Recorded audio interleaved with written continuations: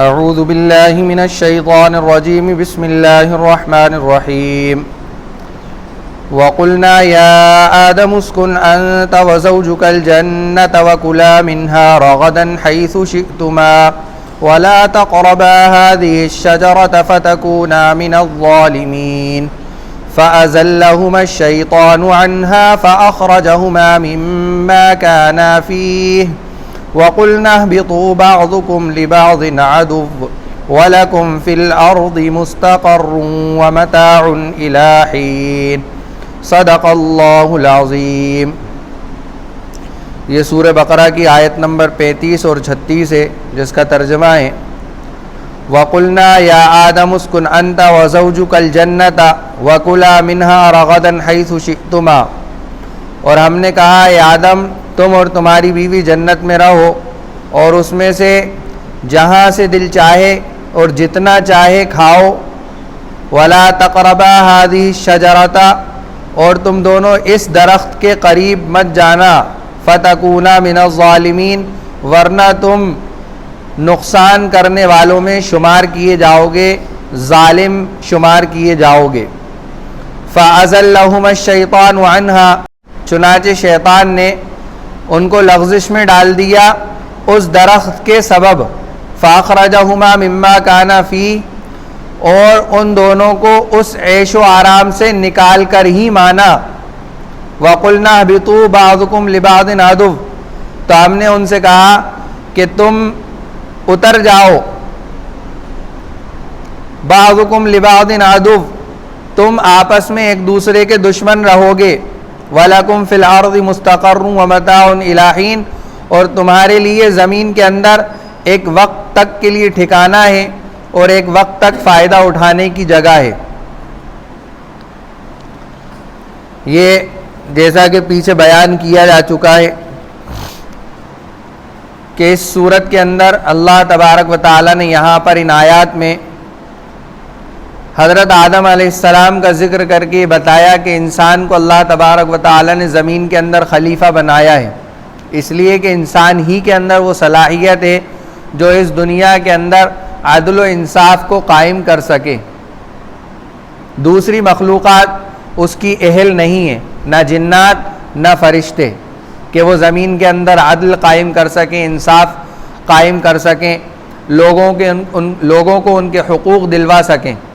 یہ صلاحیت صرف اور صرف کس کے اندر موجود تھی؟ انسان کے اندر۔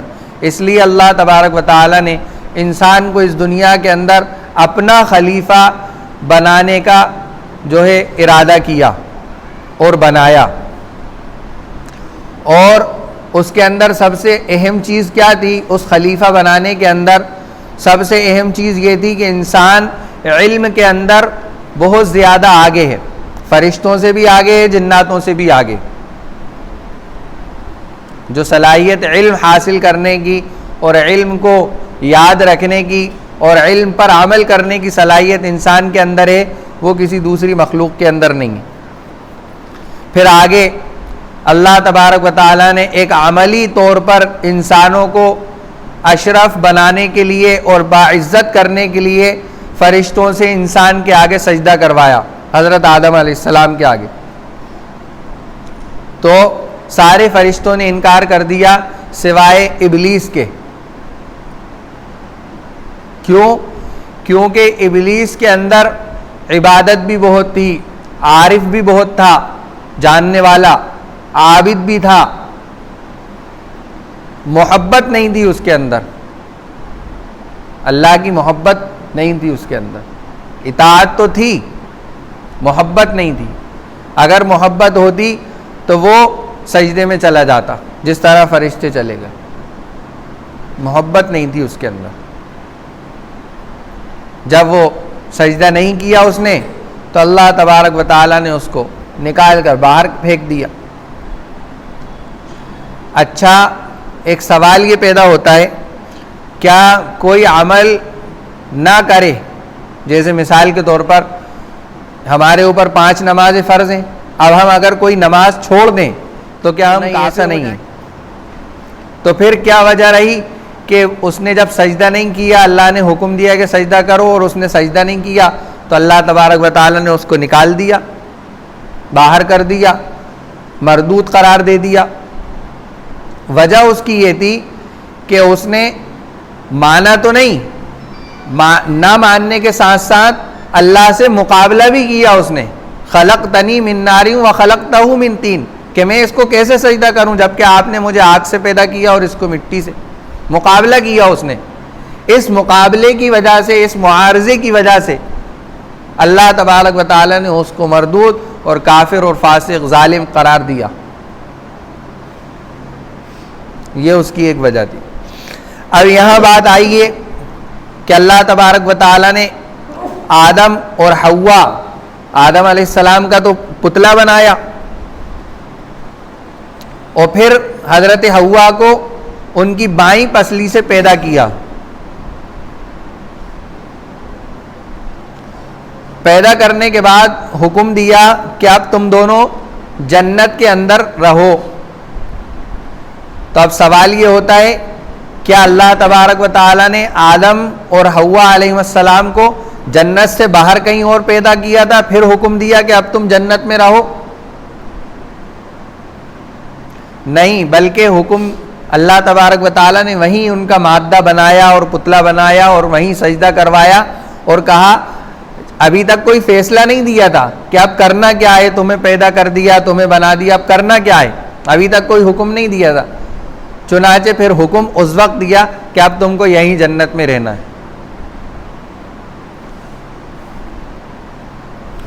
اور کیا کرنا ہے، یہاں پر خوب عیش و آرام کے ساتھ رہنا ہے، جو چیز دل چاہے، جہاں دل چاہے وہاں جاؤ، وہاں کھاؤ، کوئی روک ٹوک نہیں۔ وَكُلَا مِنْهَا رَغَدًا، رغدن کہتے ہیں ایسی نعمت کو جو بہت ہو اور بغیر محنت کے حاصل ہو۔ رغدن کیسی نعمتوں کو کہتے ہیں؟ جو بغیر محنت کے حاصل ہو اور اس کی تعداد بہت زیادہ ہو، یعنی اس کے ختم ہونے کا کوئی چانس ہی نہ ہو، ڈر ہی نہ ہو کہ ختم ہو جائے گی، تھوڑا بچا بچا کے چلیں۔ تو ایسی نعمت کو رغدن کہتے ہیں۔ تو اللہ تبارک و تعالیٰ نے کہا جتنا دل چاہے اتنا کھاؤ، حیث شئتما، جہاں سے دل چاہے وہاں سے کھاؤ، پوری جنت تمہاری ہے، جہاں گھومو گے، جہاں جاؤ گے، کوئی محنت نہیں، کوئی مشقت نہیں، سارے پھل، ساری نعمتیں آسانی کے ساتھ تمہیں ملیں گی۔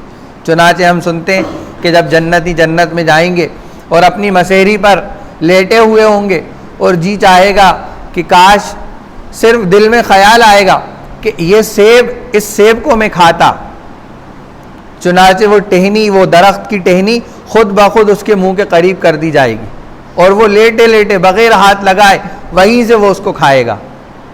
اب اس میں کوئی محنت ہو رہی ہے، کوئی مشقت ہو رہی ہے؟ کچھ نہیں۔ دل چاہے گا کہ فلاں چیز کے کباب کھائے جائیں، فلاں چیز کا جو ہے بادامی گوشت کھایا جائے، فلاں چیز کے پائے کھائے جائیں، کلیجی کھائی جائے، تو فوراً دل میں خیال آئے گا اور تیار، دل میں خیال آئے گا اور تیار۔ ایسی نعمت ہے۔ تو کیا حکم دیا کہ جہاں سے دل چاہے، جتنا دل چاہے خوب کھاؤ پیو، لیکن ایک بات یاد رکھنا، وَلَا تَقْرَبَا هَذِهِ الشَّجَرَةَ، اس درخت کے قریب بھی مت جانا۔ حالانکہ قریب جانے سے کوئی نقصان ہو رہا ہے، کرنٹ ہے اس میں، کیا نہیں ہے؟ پتہ کیا چلا کہ جب کوئی خطرے کی چیز ہوتی ہے تو اس خطرے کی چیز کے بارے میں یہ نہیں کہا جاتا کہ تم ایسا مت کرنا، بلکہ کیا کہا جاتا ہے کہ اس کے پاس بھی مت جانا۔ باپ کو اپنے بیٹے کے بارے میں ڈر رہتا ہے کہ اگر یہ چھری کے پاس گیا تو یہ چھری ہو سکتا ہے اپنے ہاتھ پہ چلا لے، تو کیا کہتا ہے باپ؟ بیٹا وہاں مت جانا۔ تو وہاں جانے سے کوئی نقصان ہے؟ نہیں۔ وہاں جائے گا تو نتیجہ کیا ہوگا کہ چھری اٹھائے گا یا کوئی نقصان دہ چیز اٹھائے گا اور اس سے اپنے آپ کو نقصان پہنچا لے گا۔ اس لیے کہا زنا کے قریب بھی مت جانا، شراب کے قریب بھی مت جانا، حالانکہ ہم روزانہ گزرتے ہیں شراب کے اڈوں کے پاس سے۔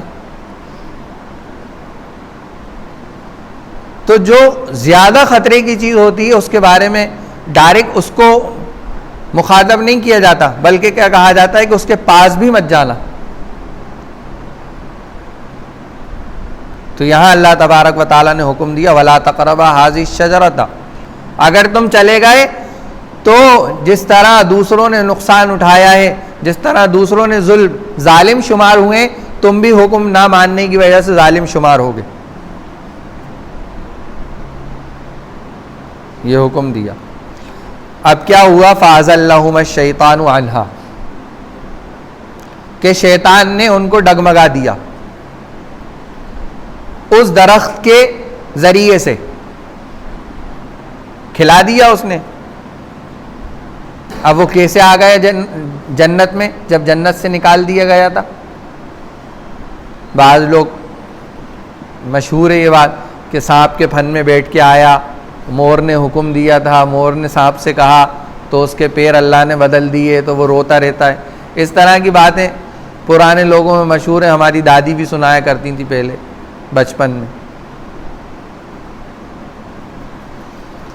تو ایک چیز تو یہ ہو سکتی ہے کہ اس نے جس طرح ہمارے دل کے اندر وہ وسوسہ ڈالتا ہے شیطان، وہیں جنت کے باہر سے اس نے وسوسہ ڈالا، کیونکہ اللہ نے اس کو اتنی صلاحیت دی ہوئی ہے کہ وہ دور سے ہی حملہ کر دے. یا یہ کہ وہ جنات تھا اور جناتوں کے بارے میں اللہ تبارک و تعالیٰ نے ان کو بہت ساری چھوٹ دے رکھی ہیں، وہ کسی بھی شکل میں آ جاتے ہیں. تو ہو سکتا ہے وہ کوئی شکل اختیار کر کے وہاں پہنچ گیا ہو. تو قرآن کی ایک آیت کے مطابق راجح اور زیادہ قریب بات یہ ہے کہ وہ کوئی شکل اختیار کر کے وہاں پہنچا تھا. کیوں؟ کیونکہ وہاں جا کر اس نے قسمیں کھائیں. وَقَاسَمَهُمَا إِنِّي لَكُمَا لَمِنَ النَّاصِحِينَ سورہ اعراف کے اندر، کہ حضرت آدم اور حوا کے سامنے قسمیں کھائیں کہ ارے اس درخت کے بارے میں وہ تو اس وقت منع تھا. ہوتا ہے نا کہ بچہ جب چھوٹا ہوتا ہے تو اس کو زیادہ بھاری غذائیں نہیں دی جاتی، ہلکی غذائیں دی جاتی. تو اس نے سمجھایا کہ دیکھو یہ حکم اللہ نے جو دیا تھا یہ اس وقت دیا تھا جب تم پیدا کیے گئے تھے، اب وہ حکم ختم ہو گیا. یا یہ کہ یہ کہا کہ ارے اللہ نے تو ایک خاص درخت کے بارے میں منع کیا تھا.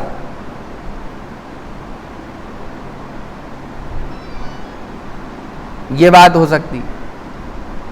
تو اس نے قسمیں کھائیں اور کیا سمجھایا کہ دیکھو اگر تم، یا تو یہ سمجھایا کہ اگر تم اس درخت کو کھا لو گے تو تم ہمیشہ ہمیشہ جنت میں رہو گے، ورنہ یہ کہ اللہ میاں تم کو ایک وقت آئے گا جنت سے نکال کر باہر کر دیں گے. انی لکما لمن الناصحین، کہ میں تمہارا بہترین نصیحت کرنے والا ہوں، میں تمہیں نصیحت کرنے والا ہوں، میں تمہارا دشمن نہیں ہوں، میں تو تمہیں نصیحت کرنے والا ہوں. چنانچہ حضرت آدم علیہ السلام اور حوا علیہ السلام اس کی شیطان کی باتوں میں آ کر جو ہے دھوکہ کھا گئے اور وہ غلطی ہو گئی، ان سے گناہ ہو گیا. اچھا ہم نے یہ بات بھی سنی ہے کہ نبی جو ہوتے ہیں گناہوں سے پاک ہوتے ہیں. تو یہ گناہ تو ہوا، لیکن یہ جو غلطی ہوئی، یہ گناہ جو ہوا، یہ اجتہادی غلطی تھی، دینی شرعی یا تعلیمی اعتبار سے غلطی نہیں تھی. یہ انفرادی اپنی ذات کے اعتبار سے غلطی تھی، یا دینی یا شرعی کوئی غلطی نہیں تھی، بلکہ اپنی ذاتی غلطی تھی اور اجتہادی غلطی تھی. حالانکہ قرآن نے اس کو گناہ قرار دیا کہ آدم علیہ السلام سے یہ گناہ ہوا، لیکن اندرونی طور پر وہ گناہ نہیں تھا، اس لیے کہ نبیوں کے بارے میں اللہ کا یہ فیصلہ ہے کہ وہ معصوم ہوتے ہیں، گناہوں سے پاک صاف ہوتے ہیں، ان سے گناہ نہیں ہوتے. بھول چوک ہو جاتی ہے، لیکن وہ بھول چوک بھی اس لیے ہوتی ہے تاکہ وہ ان کی قوم کی کوئی نہ کوئی ہدایت کا ذریعہ بنے. اللہ کے نبی صلی اللہ علیہ وسلم سے بھول ہوئی، صبح فجر کی نماز قضا ہو گئی، نیند لگ گئی. اب کیا ہو، نماز چھوٹ گئی، تو اب امت کو یہ بتانا تھا کہ اگر نماز چھوٹ جائے تو اس کی قضا کس طرح کی جائے. حکم نازل ہوا کہ اس کی قضا کرو. چنانچہ ہمیں قضا کرنے کا، نمازیں قضا کرنے کا طریقہ معلوم ہوا. اگر اللہ کے نبی کی کوئی نماز قضا ہی نہیں ہوتی تو ہمیں قضا کرنے کا طریقہ ہی نہیں پتہ چلتا. ہمیں یہ معلوم ہی نہیں ہوتا کہ اگر نماز چھوٹ جائے تو اس کو بعد میں بھی پڑھا جا سکتا ہے. تو یہ غلطی اجتہادی تھی. بعد میں حضرت آدم علیہ السلام نے توبہ کی، اللہ نے ان کی توبہ کو قبول کر لیا. تو پھر کیا کرا اس شیطان نے؟ فَأَخْرَجَهُمَا مِمَّا كَانَ فِيهِ، کہ وہ جس عیش و آرام کے اندر تھے جنت کے اندر، چھوٹ تھی پوری طرح کہ جہاں سے جتنا دل چاہے، جیسے چاہے ویسے کھاؤ ویسے رہو. کیا کرا اس نے کہ وہ وہاں سے ان دونوں کو نکال کر ہی مانا، نکلوا دیا اس نے.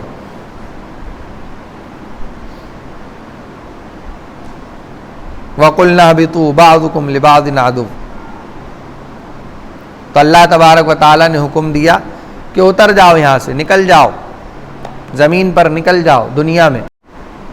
وَبَعْضُكُمْ لِبَعْضٍ عَدُوٌّ، تم سب ایک دوسرے کے دشمن ہو گئے. یہ ہے وہ بات، یعنی اگر شیطان وہاں موجود تھا تو یہ تینوں سے کہا گیا کہ تم تینوں ایک دوسرے کے دشمن رہو گے. اور اگر شیطان وہاں موجود نہیں تھا تو آدم علیہ السلام اور ان کی بیوی اور ان کی اولاد کو یہ خطاب ہے کہ تم لوگ آپس میں ایک دوسرے کے دشمن رہو گے. اگر اولاد آپس میں دشمنی کر لے تو ماں باپ ایک طرح کی ٹینشن میں رہتے ہیں، ان کو سکون نہیں ہوتا کہ ارے اپنی اولاد ہیں اور آپس میں ہی لڑ رہا ہے. تو پتہ چلا کہ یہ ایک طریقے کی سزا ہے، سزا کا اعلان ہوا کہ تم لوگ آپس میں ایک دوسرے کے دشمن رہو.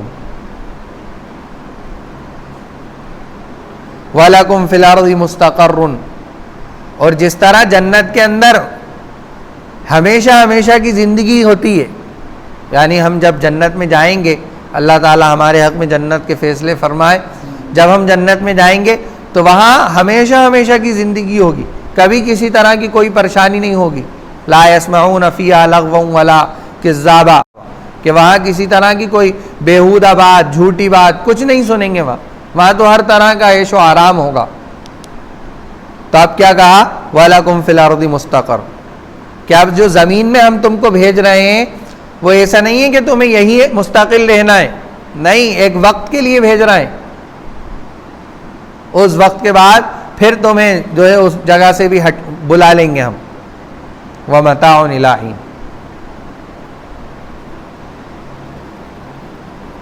تو یہ آدم علیہ السلام کا جنت کا ایک مختصر سا واقعہ تھا، جو پھر آگے اللہ تبارک و تعالیٰ نے ان کی توبہ کا ذکر کیا ہے. وہ انشاءاللہ آئندہ ہفتے اس کو بیان. اللہ تعالیٰ مجھے بھی آپ تمام حضرات کو کہنے سننے سے زیادہ عمل کرنے کی توفیق عطا فرمائے. سبحان اللہ و بحمدہ، سبحانک اللہم و بحمدک، نشہد ان لا الہ الا انت، نستغفرک و نتوب الیک. سبحان ربک رب العزۃ عما یصفون وسلام علی المرسلین والحمد للہ رب العالمین.